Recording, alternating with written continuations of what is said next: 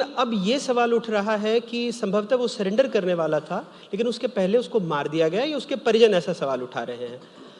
क्या आपको कोई इशारा मिला था कि हिडमा छत्तीसगढ़ में, बस्तर में सरेंडर कर सकता है?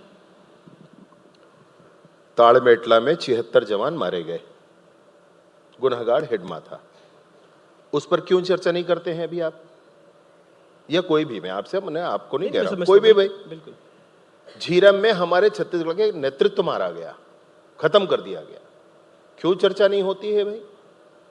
ऐसा नहीं होना चाहिए था, वैसा होना चाहिए था, क्यों नहीं कहता है कोई?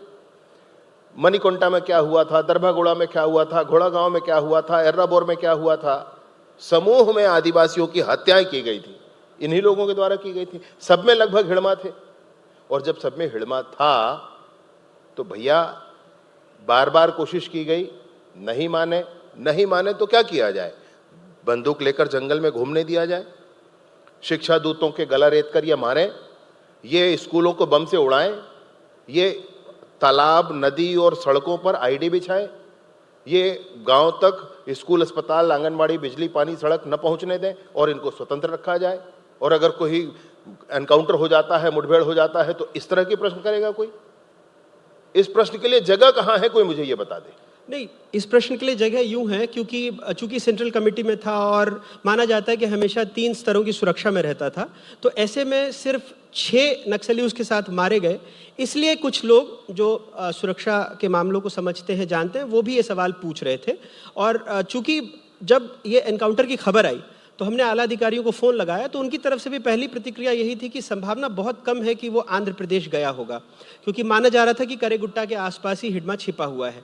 इसलिए विजय भाई, ये सवाल थोड़े लोगों की तरफ से आए कि कहीं ऐसा तो नहीं हुआ है, क्योंकि उसके रिश्तेदार ये भी कह रहे हैं कि आंध्र के नक्सलियों को छोड़ा जा रहा है और बस्तर के नक्सलियों को मार दिया जा रहा है।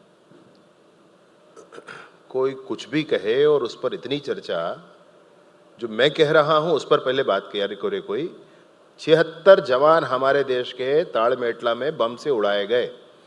जाने कितनी माताएं उसमें उनका कोख उछड़ा है, जाने कितनी माताएं विधवा हुई हैं, उस पर पहले चर्चा की जाए, फिर बाद में इस विषय पर चर्चा करें। मैं आपसे विषय पूर्वक ये कहना चाहता हूं, जिनको भी भ्रम फैलाना है, जिनके भी मन में ये है कि किसी तरह ये बचा रहे, ये नक्सलवाद, ये बंदूक लेकर घूमते जंगल में लोग, ये बचे रहें, कोई किसी भी तरह से चाहता है, हल्के से मन में चाहता है और उसी से सोचता है कि मेरी पूछ परख तो यहीं से है, जो ऐसे सोचता है उसको इस बात पर परेशानी है। भैया, एक भी ऑपरेशन ऐसा नहीं है जो गलत हुआ है। बहरहाल ये हमारे प्रदेश का विषय भी नहीं था, आंध्र प्रदेश में हुआ था, लेकिन वहां भी अगर है तो बहुत स्पष्टता है। आप मुझे बताएं कितना सिनेरियो चेंज हुआ। 3 लेयर की सुरक्षा, 3 लेयर की सुरक्षा, वो बीते जमे की बात हो, 1.5 साल 2 साल पुरानी बात है। अभी सब कुछ बदल चुका है। अभी कौन कहाँ है उनको खुद ही नहीं पता है। बार बार जब हमसे संपर्क करते हैं, हम लोग अन्य विषयों पर कहते हैं कि भैया आप लोग पुनर्वास कर लीजिए, सरकार लाल कालीन बिछाकर आपका स्वागत करना चाहती है। उनको, अपने लोगों को खोजते हैं।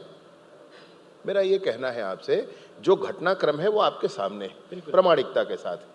इस पर इस तरह की कथा करना, इस तरह की बात करना, ये बिल्कुल न्यायोचित नहीं। तो अब जैसे बसवराजू, हिडमा, इनकी मौत हो गई, कई बड़े नक्सलियों ने सरेंडर किया, रुपेश ने सरेंडर किया, लेकिन अब हमारा जो ट्राई सेक्शन है मध्य प्रदेश का, और वहाँ पर रामाधीन और ये लोग 15-17 नक्सली, अभी कुछ मूवमेंट देखा गया। फिर इधर चाहे मिसिर बेसरा की बात करें या गणेश उइके की बात करें, ये लोग इधर ज़्यादा मूवमेंट नहीं है। बट अब आपको लगता है कि एक निर्णायक बढ़त की तरफ है नक्सलवाद के खिलाफ, जैसा केंद्रीय गृह मंत्री जी ने कहा है? माननीय केंद्रीय गृह मंत्री जी ने जो कहा वो बस्तर की जनता के मनोभाव के अनुरूप कहा। उन्होंने बस्तर की जनता के भाव को पढ़ लिया, उसके आधार पर कहा। और बस्तर की जनता अब नहीं चाहती है कि ऐसा कोई लाल आतंक जैसी चीज यहां पर रहे। कारण यह है कि दशकों बीत गए भैया।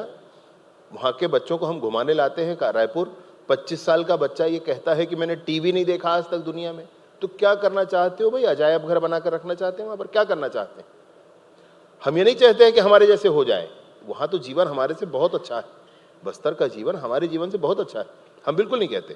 लेकिन इतना जरूर कहते हैं कि जो मौलिक सुविधाएं आज के जमाने की हैं वो पहुंचे ना वहां तक। तो इन सारी ही चीजों को खत्म करके रख दिया गया, बंद करके रख दिया गया, इसको कैसे स्वीकार किया जा सकता है?